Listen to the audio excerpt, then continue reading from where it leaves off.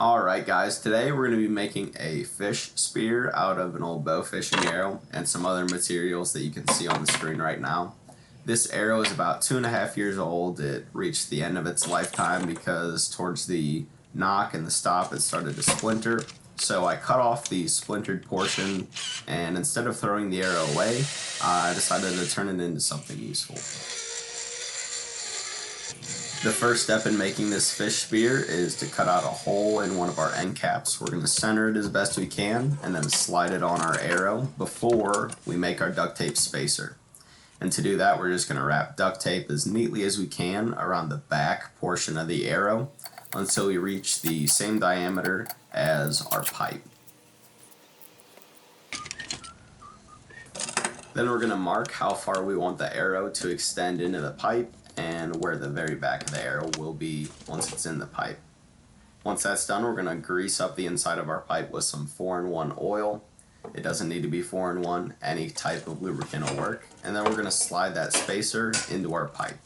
And the purpose of that spacer is to provide support in the back of the arrow so that way it's not wiggling around freely.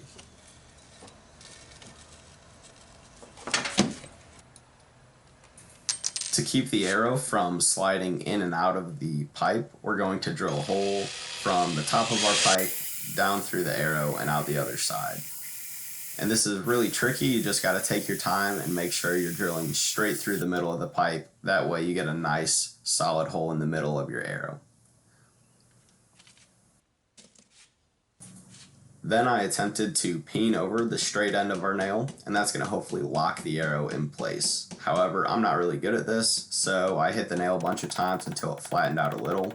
And just in case my peening wasn't effective, I wrapped it in duct tape after the fact.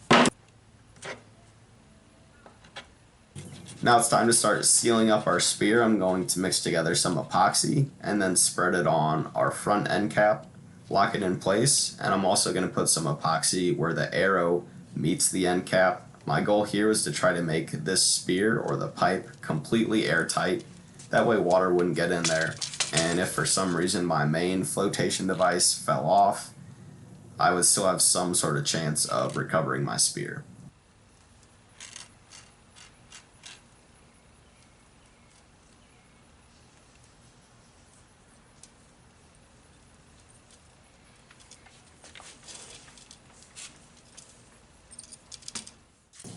And here's how we're going to keep this thing afloat. I bought an orange pool noodle, hoping that the orange would help the spear stick out if I lost it. I'm just going to slide about a 1-foot portion onto our pipe, toss the end cap on there with some super glue because I got lazy and didn't want to mix up epoxy. And off camera, I duct taped that pool noodle in place, that way it wasn't sliding around. And that also minimizes the chance of the pool noodle slipping off.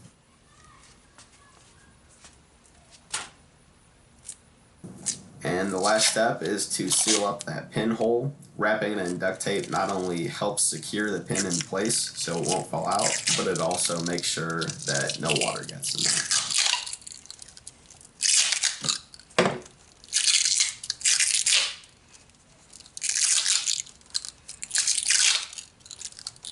Here's what our finished spear looks like. Pretty simple. It only took about an hour to make, and it floats beautifully. The front end stayed buoyant throughout the day, so that made me very confident that it was airtight. And it's a lot different than bow fishing. I learned that today. Took a lot of misses. I did get one fish. That's all that counts. Unfortunately, he hopped off before I could secure him, but I got it on camera, so you guys will at least be able to see that. One thing I'll do before I take this spear out next is take some sandpaper or a file and rough up the balance point, which is where you throw the spear from, because it got kind of difficult to throw wet, smooth pipe all day. So that's just something to think about. Here's a clip where I got the fish.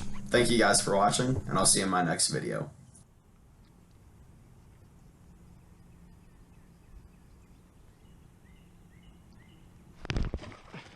Oh yeah. Oh yeah.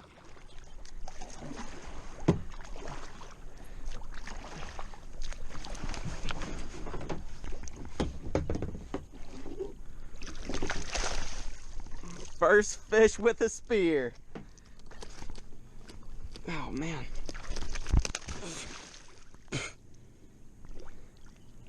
I count it.